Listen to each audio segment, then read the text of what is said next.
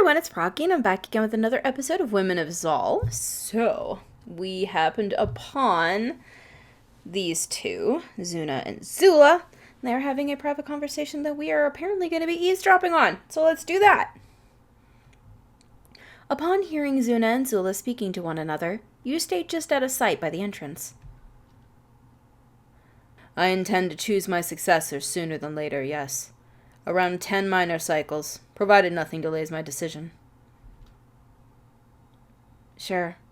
Why haven't you told any of your apprentices?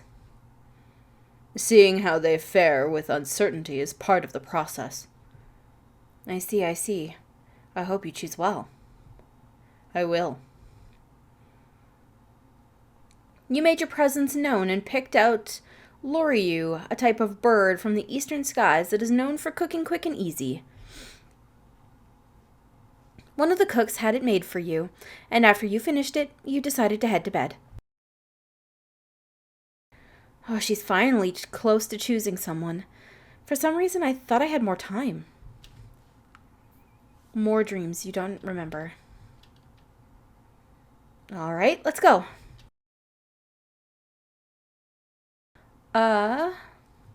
Go to your office, train with Yexa, visit the castle library, travel to the city library. Joy's lecture. Okay, we're gonna train with Yexa. Okay, here we go. Yo, Velvet, before you get into your songbird training, what do you know about gauging one's power? If they hit hard, they're probably dangerous. Oh, precious. You and Zena, listen up. If you want to detect a foe's strength, focus, then will your Zala to get a feel for your targets. That sounds arcane. I'm not good at that stuff. Your wings are too, young bird. Most can do the basics just fine.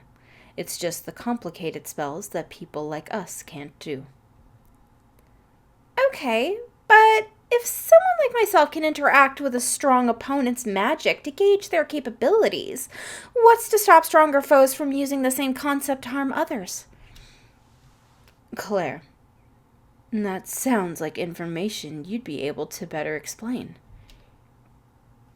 Oh, okay. The higher the arcane spell, the more dangerous it is to wield. Most opponents will not try to harm another Zala while scanning their powers. If one variable goes wrong in the attempt, anything from targeting a savvier mage to just using the spell wrong, you could give the individual unfettered access to your pool of Zala. That's the optimistic outcome. Yikes. All right, then how is the spell Yexa wants me to learn safer? Fewer steps, simpler incantations, the gestures to remember. Lastly, you need only recall your requirements, not openly enact them. It allows for stealthier detection of one's enemies. And it's less steps because you're not attacking. Yes. Although you're more prone to being frightened if you analyze your opponent far greater than you, it's still ideal to know what you're up against. All right, count me in. You'll learn after we teach you how to commit all of your magic into your wings. Last time bore unfavorable results. Yes, ma'am. And I'll just be teaching you how to hone some of the basics and, of course, perfecting that arcane scanning ability we just briefed you on. Understood. Fortunately, it was as easy as Yexa promised. Although the session was a little more than a review of previous lessons, the repetition provided to be just as vital. Wait, so Najarabi writes fairy tales as well? Yep, sure does. You might enjoy They Came from the East.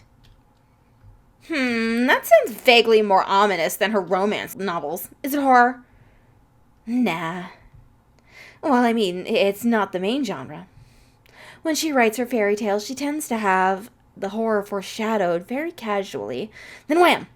Last third or so of the book of the series is nightmare fuel. It makes rereading them really frightening.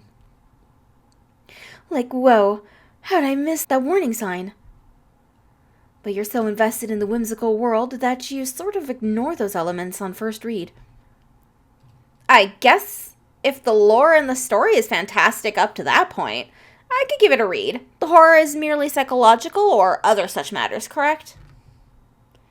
Nah, we talkin' Ayaja terrors? Ayaji terrors?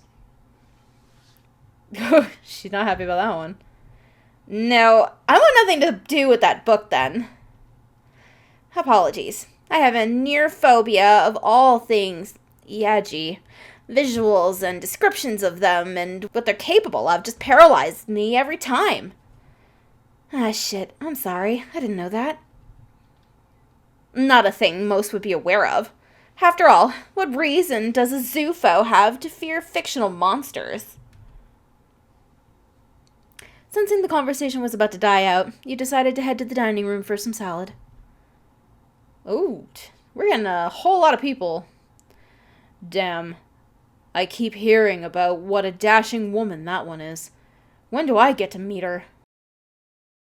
I heard the same, depending on who you ask, but even without meeting her, Culliver's mood sours thinking about her.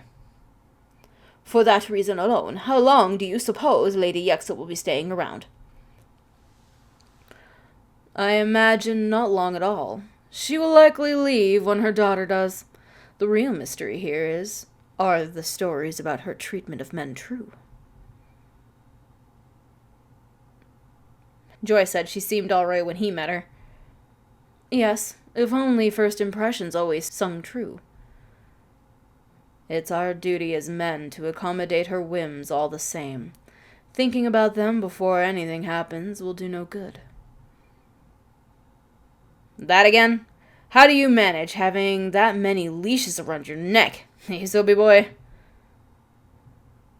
You continued to listen in on their conversation as you ate nightlight salad, Zulian bread baked with plenty of seasoning mixed with greens from Earth. You ended up yawning sooner than usual and made your way into the bedroom to get some sleep. It's really easy to get used to this lifestyle, but it won't last too much longer, though. No dreams came to you that night. Onwards we go. Okay, let's go to our office this time. It's been a little while. Clannis and Velmir, Velvet, focus on paperwork. Let's talk to Clannis and Velmir. It's been a little while. Well met, Zenna. Hey there, how are you holding up? Well met. Well met. I see you're hard at work with those papers again. It's the best way to make sure that you can find me. That's sweet. However, I did come here to ask a favor of you. All ears. I'm going to confront my mother about the fool girl who nearly lost her life that day. Think she'll take it well?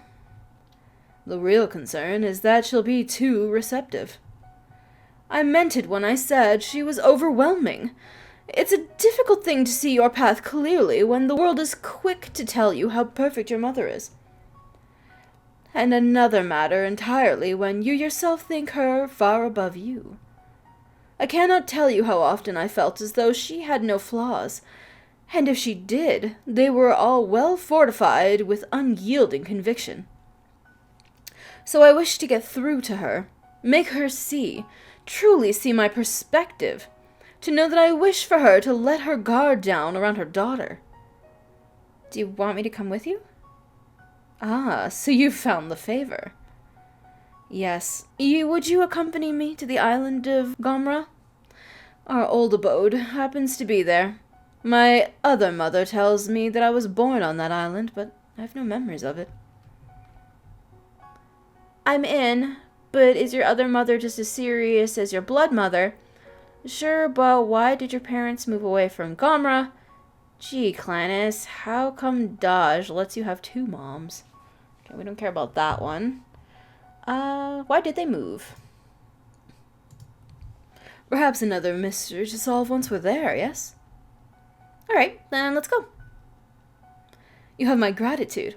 And worry not. It's a neighboring island that will have you back in Zeneska before the microcycle ends. Got me wondering. With that, the two of you gathered Claire and took an airship to Gomra. Oh.